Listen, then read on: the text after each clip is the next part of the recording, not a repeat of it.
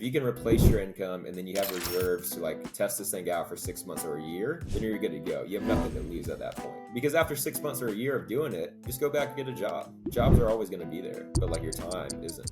Hello and welcome back to Multifamily Strategy. I'm your show host, Christian Osgood, joined by Austin. I got to spend a little bit of time with Austin before this show. This guy is fantastic. He has a super unique way he's picking up rentals, and he is the inverse of me here in Multifamily Strategy. He started in multifamily, switched to short-term rentals.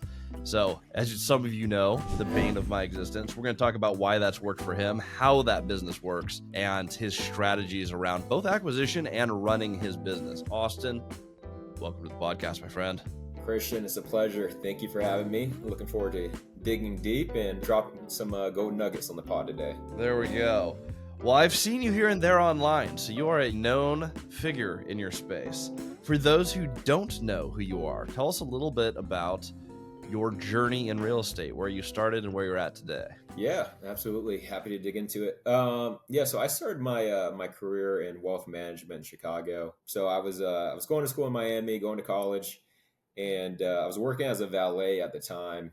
And during that time when I was working as a valet, I was listening to Bigger Pockets. So kind of got my start with Bigger Pockets, listening to the podcast, reading the books, David Green's book.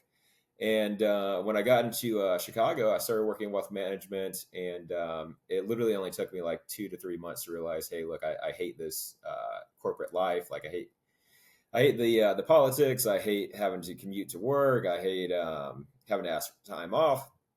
And so really started digging deep and trying to figure out like, all right, well, what can I do to potentially get my way out of this job? And was looking into all these different businesses. And then one day I was walking from the subway to my office, and I kind of just stopped and looked around at everybody that was doing the exact same thing as me. There was people in their 20s, 40s, 60s, and they were all commuting to work. And I just said, damn, if I don't figure this out soon, I'm going to be doing this until I'm 60 and then retire.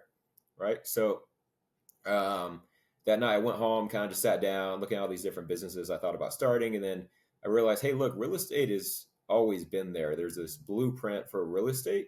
Why don't I just copy what everybody else is doing and then go from there? So next few months, dug into real estate, went to multiple different meetups, drove like an hour and a half, or actually took a train an hour and a half every day, once a week, to 5 different meetups. Started learning that way. And then shortly after, ended up finding my first investment property, which was a small multifamily. It was in Chicago. We call them flats. So it was a 2-flat, which is considered a duplex. And then I converted it into a 3-flat or a triplex. So wasn't in the best part of town. I ended up house hacking it. So I moved in there and learned pretty quickly, this is a crazy way to get in the game. In true Bigger Pockets fashion. Yeah, that is the go-to Bigger Pocket strategy. Nothing wrong with it, but yeah, the house hack, add a unit, do some value add, whatever. That's awesome. Yeah. So did that. I can jump into some of those crazy stories that I experienced later into the pod, but shortly after, COVID ended up happening, and I was just like, hey, I got to get the hell out of Chicago. I want to go back to Florida, and moved back to Florida. Found this thing called short-term rentals, because long-term rentals or small multifamily wasn't really producing the cash flow I was seeing in Chicago. Transitioned over to short-term rentals, ended up buying 2 in West Palm Beach, 1 in Fort Lauderdale, and then 1 in Tampa. And then shortly after that, interest rates started going up in 2022. Transitioned over to managing for other people, found a very unique strategy of targeting existing vacation rental homeowners that are with larger property managers. And I was able to get them on the line and have a conversation with them and ask them how they were currently doing with their current property manager. And usually it wasn't that great. And then got them to convert over to me and then scaled that company pretty quickly. Dude, property management is a hard business to be in. I own 2 property management companies. Actually, I'm under contract to sell one of them. But property management has been a really good way, for at least for me. I'm curious your take. It's been good for me to expand my portfolio, just because I get these relationships and I get to control market rent. So I do like doing property management. It is a really hard job that's typically fairly low margin. So I'm interested to see how you structure this. I know you're much more involved in a short-term rental than you would be multifamily. So the margins look completely different. It is a different business. Yes. Talk to me about, so how many rentals did you have before you started managing for others? That's one of the things I'm really curious about. Yeah, so at that time I had four. I had four at that time before I started managing for other people. Okay. And are you still actively buying deals, or are you primarily focused on management now? The thing is like I transitioned away from single family homes now because that's what the majority of my short term rentals are. So if I do buy Mm, something, I'm still looking. It's going to be in the boutique hotel space, so 10 to 30 units. I think you can still use the same strategies, the same technologies if it's below 30, mhm. 30 keys or 30 units, if you will. And boutique hotels are very popular. That's how I got into short-term rentals. I hate it. A lot of people love it. I do believe boutique hotel is a crazy good niche because you can take some of these really tired motels. I've seen people Mhm. do this, and you make them beautiful, or you find a crazy unique property, and now you have something that's not going to be regulated like single families tend to get in the Mhm. Airbnb space. You have a true commercial space that you can still utilize all the same marketing.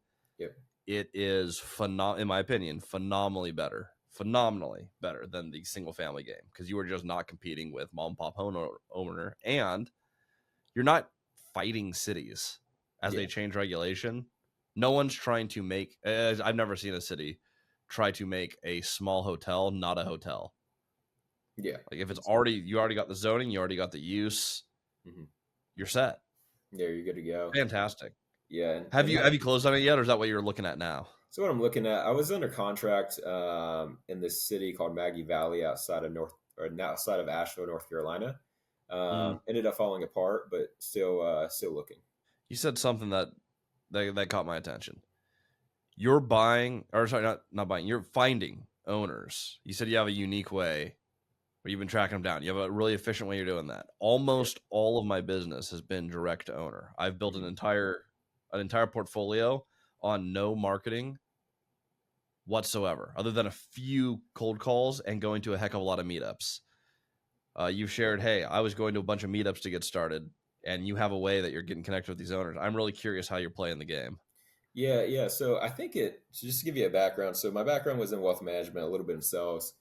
So it was my job when I was working in wealth management to find new clients for the bank, right? That were currently having their banking relationship with other banks, if you will, other financial institutions. So I kind of used that Yeah. strategy, a portion of it, and just pinpointed that into real estate. So what I do is I target existing vacation rental owners. So people who already own a property that is a vacation rental, a short-term rental, and they're having somebody else manage it.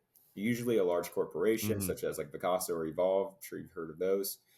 And I have a way to be able to pull those addresses with the data engineer that I use. So he pulls those addresses. Once he pulls those addresses, I then skip trace those addresses to get like the phone numbers, mailing address, email addresses, everything like that. And then from there, I then pick up the phone, either myself or my VA, and then we reach out to those individual people and just ask them how their current experience is going. How's their occupancy been? How's their revenue been? How's their revenue strategy in place?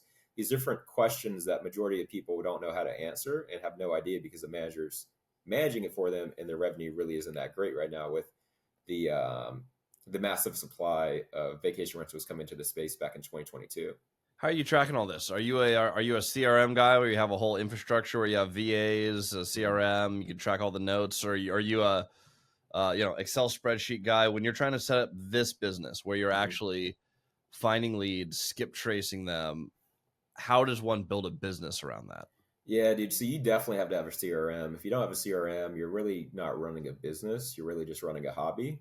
So I have a CRM that I use. I use HubSpot personally. It's cheap. You can get the basic package for like $20 a month. Keep track of all your leads, where they are in the sales cycle. Are they in the initial call, sales call, negotiation call, onboarding call? What does that look like? If Billy Joel says, Christian, call me back on Tuesday, like you need to have somewhere to like actually track that. So every morning, whenever you log into your CRM, hey, these are the calls I need to make, these are the follow up calls, these are the negotiation calls, whatever that looks like. Because in reality, a lot of people, like usually people have like one or two short term rentals. They want like a little bit of additional income to leave their day job. So they're thinking about this co hosting thing. And they just like, they're on Facebook groups waiting for somebody to say, hey, look, I'm looking for a co host. And then 20 other people are replying to that comment, right? Like, how can we get creative and actually get it in front of other potential owners? It's fantastic, dude. the way that you put systems around things is everything. Now, my personal strategy, I just meet with owners and brokers. Mm-hmm. It's the only business I have that doesn't have a CRM is my real estate acquisitions. And the only reason that is because I'm only relationship based. Yeah. So I will buy in a specific area, specific cities, and I will know all the players there. I don't need to track that because I know who the players are. If you're doing anything to scale and you're marketing for, and you're in a competitive market, you're talking about growing a property management company, you absolutely have to have a CRM. Yeah. It's mandatory. If you're building any business that has significant pipeline and significant follow-up, you need a way to track that. How large is your team? Is it just you and a VA, or do you have multiple team members? Yeah, dude. So like in the beginning, when I just first started out, it kind of like just randomly happened. Somebody just randomly reached out to me and was just like, "Hey, look, can you manage my property for me?" I was just like, "Yeah, sure." So like I was scheduling all the cleaners, I was doing all the outreach, I was doing all the revenue management. But then like as you begin to scale, you're just like, okay, like how do I take myself out of this? So after you get to about 10 properties, I would say what you want to do is you want to have somebody handling guest communication. And you can automate like a lot of that, like the initial check-in instructions, the checkout instructions, the inquiry questions, things like that. But like the very niche Mm. questions, where's the can opener? You need to have a VA doing that. So that's the first hire I would do. And then as you start ramping up quickly, you want to kind of use that same VA as your onboarding specialist because onboarding a property takes a lot of time, right? You got to schedule Yes. the photographer, you got to like set up the listing on Airbnb, Verbo, all those different things. And then after you get that down, then I would transition over to potentially looking into like a revenue manager because revenue management is like a huge aspect of short-term rentals because clients are not happy when they're not making money, right? So if you can't have their revenue down packed, you're pretty much going to be screwed. And if you can't spend the majority of your time in revenue management, then it's definitely going to impact them as well as your business. So I found a revenue manager that handles all my revenue management now at this point in time, so I don't have to do it myself. Fantastic structure. Why short-term rentals? Is it just the margin that you were finding from that to Chicago? Or is there something about short-term rentals that resonates with Austin specifically? Yeah, man. I think it's the cash flow. Cash flow was definitely the first part of it, and then when I got Mm. into it, I really liked like actually being a part of the guest experience. Like that's kind of just me personally. I like creating cool, dope experiences for people to like enjoy. Right? Majority of Americans go on vacation like once or twice a year because they just can't afford more. So if I'm able to create these really cool experiences and these memories, that's the aspect that I really like of it. Like we really look back at like our life, right? The majority of the time when we had a really cool experience, it was like when we were traveling on vacation. Like I'm sure it's like the same thing for you.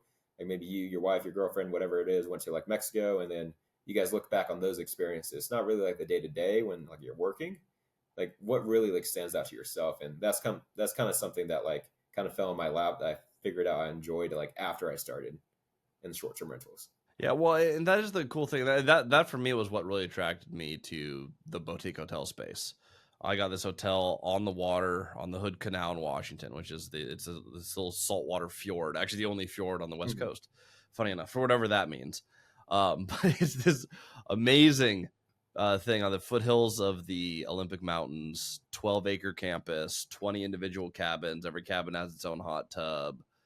We do wedding events. We do concerts. We actually have a huge concert series next week where we have musicians coming in all week. And I was like, this would be amazing to be a part of. What I found, I don't have any fun with the stress of curating that experience and having the people part. I like doing stuff that's scalable and I get the most joy out of scale. And so for me, multifamily was like, okay, I have a way that I can renovate units where I can make these really nice, nicer than all the units around me, and I can charge less. So I have like no vacancy. I improve communities, and I can scale this again and again. And that part, dude, that gets me so excited. Then you get into guest experience. I'm like, dude, that's not my personality. That's not my personality at all. You said something that's really important. There are a million ways to make money in real estate. In fact, I think one of the first things you said was there's already a blueprint for real estate. There is not one right way to do real estate. There may be a right way for you.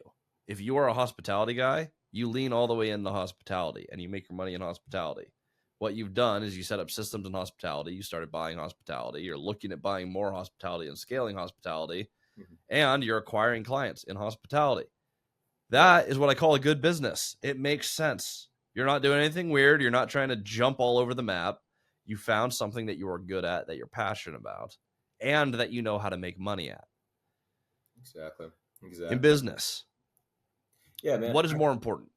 I'm curious. I'm curious. Is it making money or doing something you're passionate about? What is more important? I've heard different takes on both of them. I know ideally both, but if you're Yeah. starting a business, Yeah, where do you start? Is it passion or is it profit? that's the thing, man. Like, I feel like everybody really in the beginning, if they're working a W-2 job and they don't really have that much money in the beginning, I think it all goes down to Yeah. the money. And then as you start making money and you reach like a certain threshold of, like, what's the word for it? Like happiness from the amount of income coming in, Yeah. like more money isn't going to make you more happy, right? So at that point, that's when you got to figure out, all right, what am I passionate about? Like, am I actually adding value? Am I making an impact? Like, do I actually enjoy what I'm doing? And then that's when the passion comes in. Because for me in the beginning, like I didn't really care what I was doing. I just wanted to like make money. But like as I started making money, I'm just like, okay, this is great. But like more money isn't going to make me happy. Like, what am I really going to enjoy? Like, like, what do I want out of this life at the end of the day? What was that money threshold for you? How much money per month was enough for your like I I'm happy and I can start focusing on passion over profit? I think it was about 15K a month. Exact same number for me. Exact same number. Exactly, man.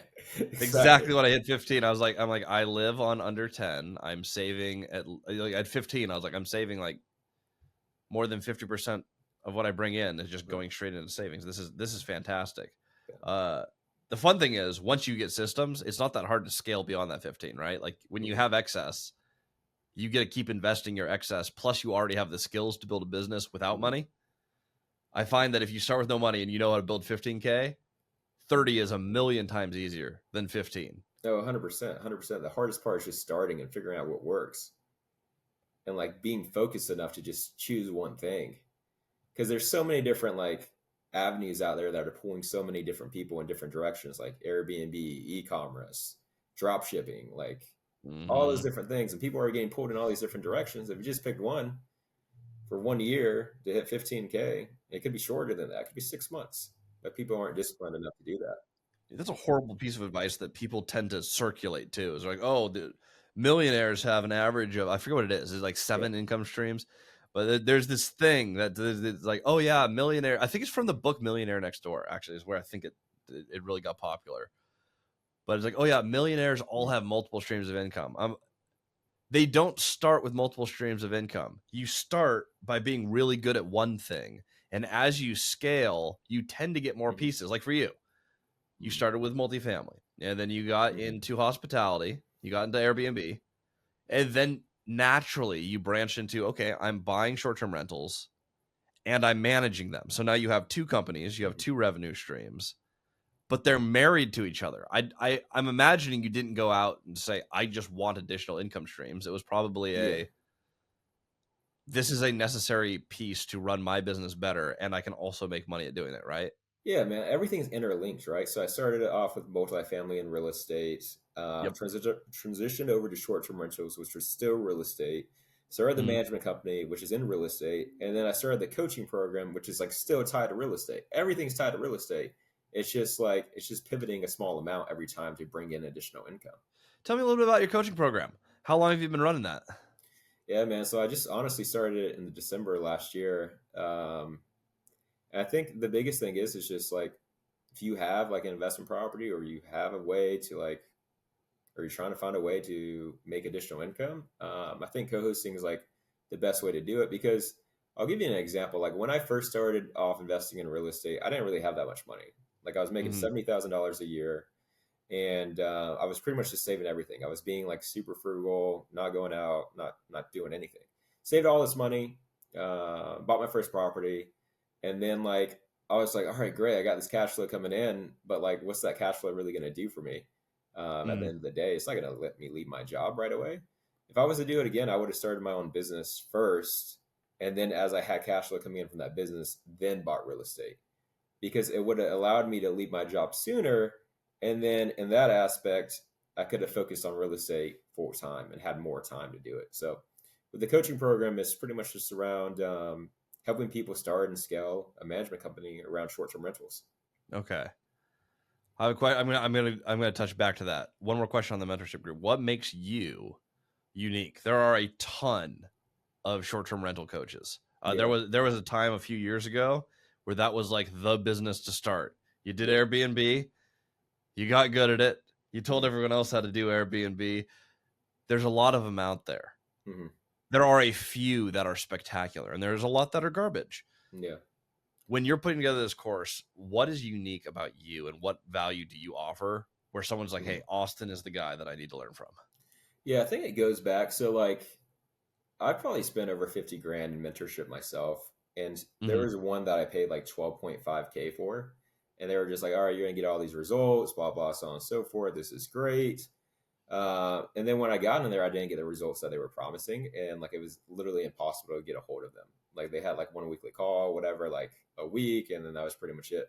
So when I started my Mm-hmm. program, I pretty much took whatever, everything I learned from those bad experiences and the good experience and just created that. So what I do is like people that are in my program actually get access to me. So if they want to book one-on-one time on my calendar, they have the ability to. If they want to send me a text on WhatsApp, they have the ability to. So whatever they're actually challenged with or issues that they're facing, they're actually able to have access to me. Like I never wanted to grow like a huge coaching program where like that's the majority of my income coming in. It kind of just started off as like, hey, look, Mm-hmm. you're doing this. You have a unique strategy for acquiring management clients. Can you help me? Same thing with the management side of things. So I think it's that, and then like my unique outreach strategy that I do, which like the majority of coaches out there with like Airbnb, because there's hundreds, right? Mm-hmm. They mainly focus on the operation side. All right, great. You got the operation side down. You have the knowledge, but do you really have a business if you don't have any clients? So like my whole focus is like, all right, how do we actually get clients in your door so you can start generating revenue and get a return on your investment? And you said the most important thing. You're offering a course where you're the coach and they have access to you. That is the Hmm. problem that I have with the majority of courses is that people do not teach their own stuff. Hmm. That's when I started multifamily strategy course and mentorship group. That was the reason I started it because I'm like, we're not going to outsource people ever. Hmm. Meet multiple times a week. You have access to the coach. And then, yeah, you have something unique that you bring to the table where it's like, hey, I know what I'm doing. I'm a master of my space. Hmm. Dude, absolutely love it. Okay, going back to building a business versus a portfolio. You'd mentioned you'd build the business first. When is the right time to leave your job? Like when is someone making enough money where it's time for them to leave? Yeah, so let's just say for instance, like myself, right? So I was making $70,000 a year, so I was probably making. Let me just do the quick math. I think it was like 5,200 a month. Yeah, so I was making $5,800 a month, right? Mhm. So in reality, I would leave my job if I was making $7,000 like a month in my job or in my business, and then I would Mhm. have at least like 6 months to a year of reserves. I think that's key. That's Like people don't have reserves. Like if you can replace your income and then you have reserves to like test this thing out for 6 months or a year, then you're good to go. You have nothing to lose at that point in time. mhm. Because after 6 months or a year of doing it, just go back and get a job. Right. At the end of the day, jobs are always going to be there, but like your time isn't. Yeah. Where were you when you left your job? Like, how far along your journey were you when you actually went like, okay, I'm just gonna go full bore into this? Yeah. So 2021, end of November time, I was working in wealth management, and they wanted us to go back to Chicago. And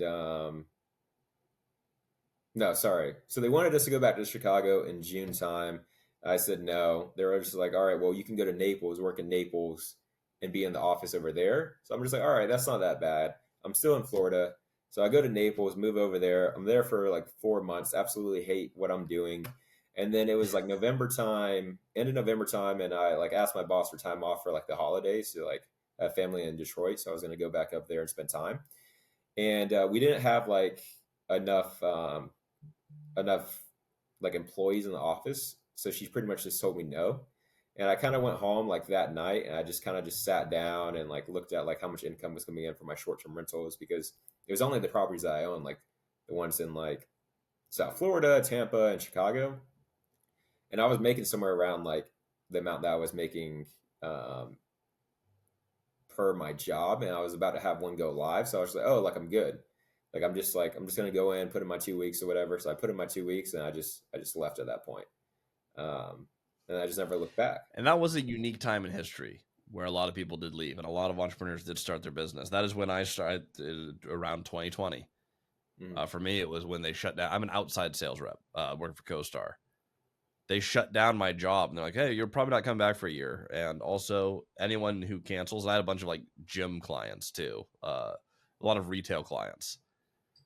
And they're like, oh, yeah, anyone who cancels comes off your commission. So I'm like, okay, so I'm selling really well, but you have businesses that are going under, and every business that goes under or is struggling during the whole debacle of 2019 through 2021, something was happening there that Mhm. I'll get restricted if I mention it on my podcast. Thank you, YouTube. But during that time, it's like, okay, well, I'm not making anywhere near the money I'd usually make, and I'm an outside sales rep forced to work from my house. My wife was a kindergarten teacher at the same time, so she's teaching kindergarten over Zoom. I'm trying to sell. Like, they basically had to go to a phone sales job. Mhm. For me, the jumping off point was like, I'm just not putting up with this job. Like, the Yeah. job is not what I want to do. And that Yeah. was enough pain where I did not have the cash flow that I needed, that one should have, or the reserves that one should have to leave their job. I just went, You just we're went going all for in. it. I think if you have the patience, because sometimes you do just hit your threshold, and that Mhm. can be okay too. If you have the patience, I think your rules are perfect. You have enough cash flow to more than replace the income you're used to living off of, and you have reserves because you will have unexpected expenses in any business that you do. I guarantee it. Yeah. That is 100%. really safe. 6 months to a year, and anywhere more than the money you're used to making. Yeah, dude. I mean, there was a time where I had just left my job and I had a drowning at one of my Airbnbs, and Oh, Airbnb shut me down in high season for 8 weeks. And like then I had a flood at that same property, so I had to rip up all the LVP, and then I had a plumbing issue, and like these things happen, and obviously I didn't know that was going to happen or whatever, and like that like definitely sunk like a lot of my savings I had put aside, but like I kept going. Um, but there's going to be stuff that pops up 100% that you do not see. question I've never asked on the pod. How do you handle stress as an entrepreneur? You have stuff happen like that. Like, you don't have a huge portfolio yet, Mhm. but you have a flood and a drowning and plumbing. Basically, everything that can happen with water happens. Like, you just have a ton of water happen to your property. How do you handle the stress of that? Yeah, dude. I think I'll talk about what I do now, but like back in the day, I just got so used to getting punched in the face that I was just like, all right, what's next? What's gonna happen? And I'm just like, all right, well, fuck it. Like I'm still breathing, still alive. Like let's keep moving. But now what I do is I do a few different things. Every Yeah. morning whenever I wake up, I write down 7 daily affirmations. I'll walk outside, get some fresh air, put my face in the sun. And then when I'm really stressed throughout the day, I have a cold plunge here as well. And I'll jump in the cold plunge for like 2 to 3 minutes as well. And that'll reset me if I'm Mm. really having a stressful day. But I think the biggest thing is like writing down your affirmations every single morning. Like, who are you becoming? What are you working towards? Like, what does that look like? Really envisioning that because you're going to be dealing with so much shit. Like, remember that time I had a drowning and then flooding and then it's hard to keep in mind like why you're building this business, what you're working towards. And then the other thing that I do is I just pray. I pray every night, and then like I pray for like what I'm working towards and ask for guidance, and that just helps. Dude, that is huge. And I have found all of those things are super valuable. The cold plunge, I also sauna, Yep. uh, hot and cold therapy Mm-hmm. work wonders. I don't think anything, period. I don't think anything beats prayer. Mm-hmm. If you're someone who has not yet figured that out, one of my first things for stress, if you haven't found God yet, find God immediately. If you're Mm-hmm. still seeking Him, learn how to pray. I think it's more powerful than meditation, which I also am a huge fan of. Yeah. I think meditation is internal, prayer is external. Both of them Mm-hmm. are going to help center you, and it takes you out of the situation that you're in mentally, regardless of the spiritual aspect. But we'll Mm-hmm. keep this on business. Mm-hmm. On a personal level, if you spend time in your head focusing internally and then focusing externally on your situation, the little Mm-hmm. things that you are worried about are just that. They become little things. And I think that massively, massively helps. Dude, I love everything you're doing. I have not done the affirmations thing. I've heard amazing things about it. Mhm. But I mean, the rest of your regimen, exactly what I do. Fantastic. It will Mhm. work. Like, say what you want about the cold plunge people. I know we get a lot of hate online. Uh, it is a fantastic thing to do, and it is not nearly as hard as everyone says it is. No, People love to like be on social media, be like, "Oh my god, it was the worst thing ever." I'm like, it's not very hard. You sit in cold water for a few minutes, and then you feel amazing for like 2 hours after. It's a fantastic trade. yeah, dude. It's like the routine that we follow is just, it's not rocket science. It's not crazy stuff. But like the biggest thing I want to bring up right now to the audience is, for a business to be successful, you just have to keep doing it until it becomes successful. And what that routine does, it makes you mentally strong to be able to keep going. Right. So that's it. Now, there's two questions I ask on every pod, and usually I do a good job of reminding our guests I'm going to ask these. I did not tell Austin what the questions are, so we have two questions. Where this is firing from the hip. Austin, the thing that you're best in the world at, the Best in thing the that makes Austin uniquely talented in business, and how that has affected your business. Yeah, What is your 100%. superpower, man? 100%, man. So it's just, I think it's the relationships and asking the right questions, because Mm. no matter where you are, if it's business or relationship with your significant other, you need to understand what the other person like wants and what they're looking to get out of that current situation. If you can just understand that, like, you'll excel in any business that you're good at. So just being able to understand somebody, I feel like I'm really good at that, and figuring out, like, okay, if they're talking to me, what are they really trying to tell me? And then what they're really trying to tell me, how do I ask them a question to dig deeper? And that's it. Is that something you're naturally good at? Like, is that something that you're born with, or is that something that you honed during your wealth management career? No, dude, I used to suck at it. I guess I was like a really selfish person and just didn't really care what other people were saying. For the longest time, I'm just like, all right, shit, like, where am I like lacking right now? Like, how can I, why did I just lose this deal? Like, why is this girl mad at me? Why does she just want to break up with me? And then it really just came down to myself, and I kind of just sat down one day. I was just like, all right, how can I fix this? All right, I need to care more about what this person is actually saying. And you just practice that like time and time again. And I'm still not perfect at it, but I get better every single day. And I think that's the key. It's the key with everything in life. There's a lot of entrepreneurs that never hit that level. They never hit the level of what do I need to change about me Hmm. to have more success in life, in business. That internal reflection, seriously, like if there's anything from this episode, people like note takers, write that down. That is Hmm. what you need to do. A self-aware entrepreneur will go immensely farther than someone who has generally good business skills or a good business idea. Your ability to be selfless and listen to others, dude, that is a superpower. I see why you're doing as good as you are in the hospitality space. You have to have that. 100%. Now, the 100%. opposite question, the biggest stupid tax that you paid along the journey, everyone, when we start, Mm-hmm. there's something we don't know, and we have to pay for it. In business, it is sometimes ludicrously expensive. This could come as a monetary cost. It could be a personal cost. It could be emotional, loss of a friendship, partnership gone bad. It could be, hey, I lost $1 million on this deal because I didn't ask for the right questions when I got started. When you were learning how to play the Airbnb game or even the long-term rental, when you were switching from your career into real estate, what is the highest stupid tax that you had to pay to learn how to be where you're at today? Yeah, I think the biggest thing is like, and I kind of mentioned it a little bit earlier in this podcast, is choosing too much stuff to do at the same time. Like, you're trying to figure out like what you're good at in the very beginning. I understand that. But the thing that I see so many people do is they're just like, okay, I want to try this. And then they'll jump on a phone call with me. Hey, I want to get into like Airbnb management. Okay, great. Like, why do you want to get into Airbnb management? Like, how long have you been looking to get into Airbnb management? Oh, like maybe a month. All right, what were you thinking about doing before that? Oh, I was thinking about doing drop shipping. How long ago? 6 months ago. All right, and then what were you doing before that? Oh, I was looking to get into this other thing. All right, dope. So you've been looking for a whole year to get into this side business. If you would have just picked that first one that you chose in the very beginning, how far along do you think you would be? Like, how much money do you think you would be like making right now if you would have just started? Mm. I don't know, $10,000. Oh shit. Well, why don't you just start today? Stop trying so many different things and just jump in.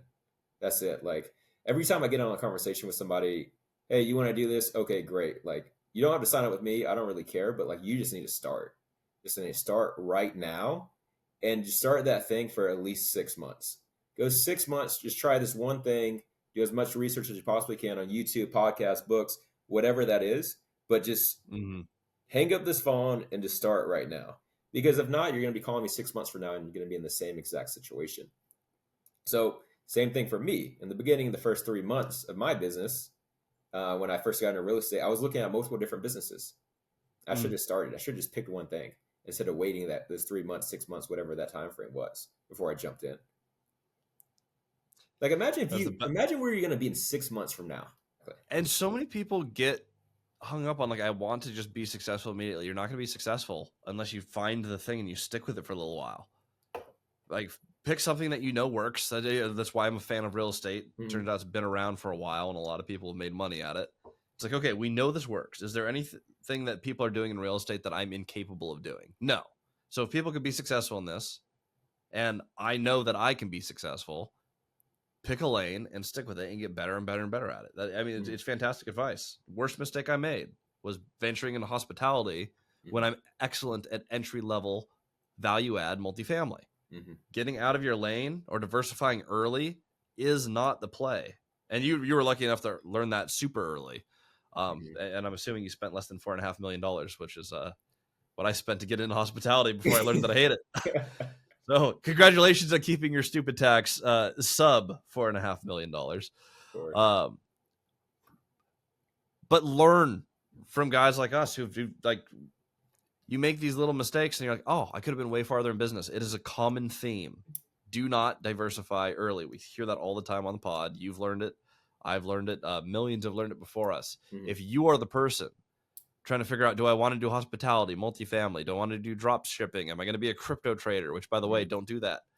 But if you're figuring out what you want to do, pick a strategy and freaking stick with it until you're successful. Because if you're not successful at it, you're not going to magically do something else and just become successful at that.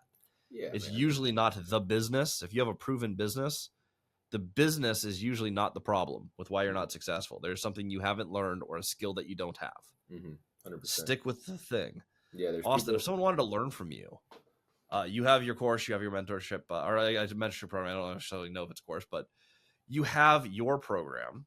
How does someone reach out to you if they want to learn from you or they just want to follow along the journey? Where would someone look for you online? Yeah, man. So I'm on Instagram, Austin__Palacios. I have my own podcast, which we're gonna have Christian on here shortly as well. Spotify, Apple. I'm also on YouTube now, so I'm trying to push more like free content for you guys. So if you do want to learn about Airbnb management, I'll be posting some videos there, long form as well. So just send me a message on Instagram too if you guys have any questions, and it'll be me getting back to you. Dude, he's running it right. He's running the business right. People can actually get a hold of you. That is the most important part of coaching. You're actually there. So I love it. I love your business model, your lessons that you've learned along the journey, and the company you've created. Everything in this makes sense. You have built a business. You've refined what you're good at. You're building in your lane and you're scaling in your lane. Wishing you the best of luck with hospitality, especially as you go into boutique hotels. The margins on some of these are incredible. If you do this right, you will make a ton of money doing that. If people want to learn how to do this, you guys look up Austin Palacios. He is, again, Instagram, YouTube. Is YouTube your name, or what is the name of your YouTube channel? Yeah, it's just Austin Palacios. Yeah, you'll be able to find me. There we go. Look up the name Palacios, not all that common of a last name, so you should find the correct Austin Palacios. And everyone, thank you for watching the podcast. If you do me a favor, share this with a friend. If you made it all the way through, I'm hoping this episode was good enough to merit that. So share this with a friend, like the podcast, subscribe to the podcast, help us grow and get this message out to more people. Austin, I look forward to seeing you on your pod, and everyone else, we will see you on the next episode.